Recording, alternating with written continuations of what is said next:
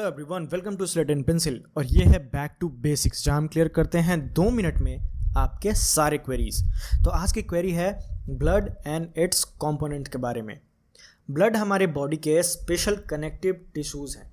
इसे fibre free fluid matrix भी कहा जाता है। मोटे तौर पे अगर हम डिफ्रेंशिएट करें तो ब्लड में 2 कंपोनेंट्स देखने को मिलते हैं, एक है प्लाज्मा और एक है फॉर्म्ड एलिमेंट्स। प्लाज्मा मैट्रिक्स बनाने में काम आता है, स्ट्रॉ कलर के होते हैं और पूरे ब्लड का 55% हिस्सा प्लाज्मा होता है। वहीं फॉर्म्ड एलिमेंट्स में एरिथ्रोसाइट्स, ल्यूकोसाइट्स एंड प्लेटलेट्स देखने के लिए मिलते हैं। ये सभी ब्लड के बाकी बचे 45% हिस्से का पार्ट होते हैं। प्लाज्मा में 90% तक वाटर कंटेंट होता है।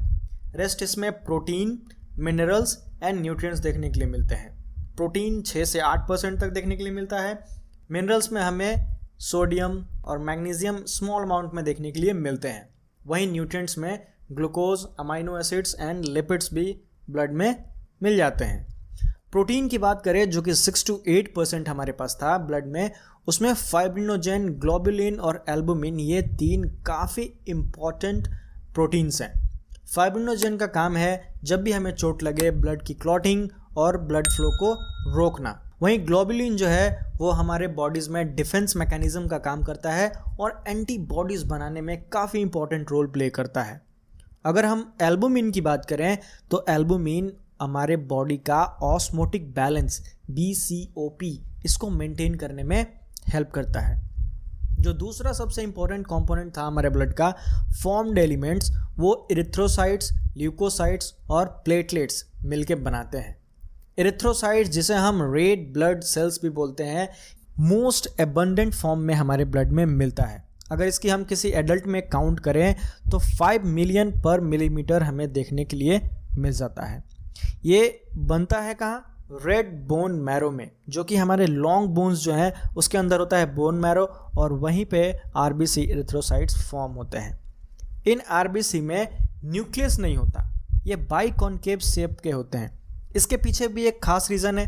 ये जो बाइकॉन्केव शेप है, न्यूक्लियस के बिना इसमें ऑक्सीजन ट्रांसपोर्ट करना काफ़ी ज़्यादा ईजी हो जाता है। रेड कलर होने के पीछे भी एक इनका रीज़न है। यहाँ एक पिगमेंट प्रेजेंट होता है जो आयरन कंटेनिंग होता है और इसे हम हीमोग्लोबिन कहते हैं। एवरेज लाइफ स्पैन किसी भी RBC का 120 डे होता है।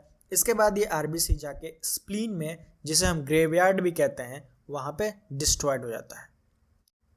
फिर हम बात करते हैं ल्यूकोसाइट्स के बारे में, जिसे हम वाइट ब्लड सेल्स या WBC भी कहते हैं। ये रिलेटिवली RBC से छोटे नंबर में, कम अमाउंट में हमें देखने के लिए मिलते हैं और ये कलरलेस होते हैं। कलरलेस इसलिए होते हैं क्योंकि इसमें हीमोग्लोबिन प्रेजेंट नहीं होता है और इसमें न्यूक्लियस देखने के लिए मिलता है। ठीक है, अगर हम किसी एडल्ट में काउंट करें तो 6000 to 8000 हमें पर मिलीमीटर क्यूब देखने के लिए मिलेगा। इनका लाइफ स्पैन काफ़ी छोटा होता है और इसको हम 2 मेन कैटेगरीज में डिवाइड करते हैं। एक ग्रैनुलेटेड होते हैं और एक ए ग्रैनुलेटेड होते हैं। ग्रैनुलेटेड में हमारे पास एसिनोफिल हैं, बेसोफिल्स हैं और न्यूट्रोफिल हैं। एसिनोफिल 2 से 3% होते हैं और ये किसी भी टाइप के एलर्जिक रिएक्शंस में काम करते हैं और उसे रेसिस्ट करते हैं, रोकने का काम करते हैं। बेसोफिल्स 0.5 to 1% होते हैं और ये हिस्टामिन, सेरोटोनिन और हेपेरिन में देखने के लिए मिलते हैं। वहीं न्यूट्रोफिल्स 60 से 65% होते हैं और इनका फैगोसाइटिक नेचर होता है।